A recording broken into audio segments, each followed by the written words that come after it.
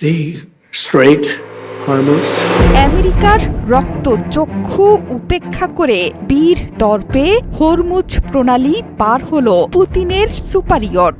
কিন্তু কিভাবে এই অসাধ্য সাধন হলো সেটি নিয়ে চলছে তুমুল জল্পনা কল্পনা। ফলাও করে এই খবর প্রচার হচ্ছে বার্তা সংস্থা রয়টার্স, মার্কিন গণমাধ্যম বিবিসি থেকে সবগুলো আন্তর্জাতিক গণমাধ্যমে। ইরান যে রুশ প্রেসিডেন্ট ভ্লাদিমির পুতিনের কত বড় বন্ধু সেটি প্রমাণিত হলো আরও একবার। ইরানের পররাষ্ট্রমন্ত্রী আব্বাস আরাকচির রাশিয়া সফরের পরেই হরমুজে ঘটে গেল তুল কালাম কাণ্ড।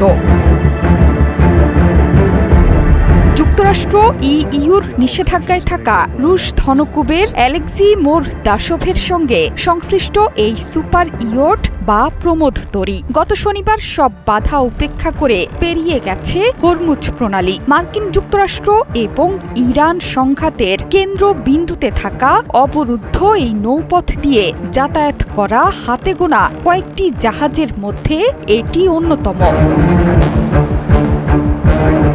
মেরিন ট্রাফিক প্ল্যাটফর্মের তথ্যমতে রণতরীর দর $500 মিলিয়ন বেশি। শুক্রবার দুবাইয়ের মেরিনা থেকে যাত্রা শুরু করেছিল 142 মিটারের দীর্ঘ ইয়ট নর্ড। এরপর শনিবার সকালে অতিক্রম করে হরমুজ প্রণালী। রোববার ভোরে ওমানের মাস্কাটে পৌঁছায় পুতিনের শক্তিশালী ইয়ট নর্ড। নর্ড হল বিশ্বের অন্যতম বৃহত্তম ইয়ট। এতে আছে 20টি কেভিন, একটি সুইমিং পুল, একটি হেলিপ্যাড এবং একটি সাবমেরিন। পুতিনের সাথে সম্পর্কের কারণে ইউক্রেন রাশিয়া যুদ্ধের পর মোরদাশভের ওপর নিষেধাজ্ঞা আরোপ করে ইউরোপীয় ইউনিয়ন।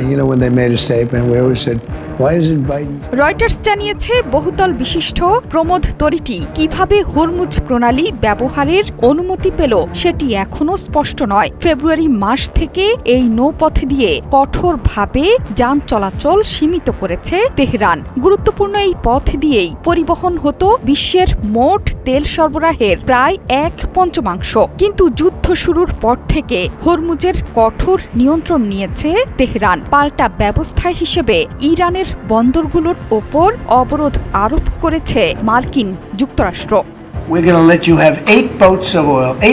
ইরান যুদ্ধে আরো ঘনিষ্ঠ হয়েছে দীর্ঘদিনের মিত্র রাশিয়া এবং ইরান। এর মধ্যে 2025 সালে হয়েছে একটি চুক্তি। এই চুক্তিতে দুই পক্ষের গোয়েন্দা এবং নিরাপত্তা সহযোগিতা হয়েছে শক্তিশালী। সোমবার রাশিয়া সফরে গেছেন ইরানের পররাষ্ট্রমন্ত্রী আব্বাস আরাকচি। ইরানের প্রতি পূর্ণ সমর্থন জানিয়েছেন রুশ প্রেসিডেন্ট ভ্লাদিমির পুতিনও। সর্বশক্তি দিয়ে মধ্যপ্রাচ্য এবং ইরানের পাশে থাকার প্রত্যয় জানিয়েছেন শক্তিশালী এই নেতা।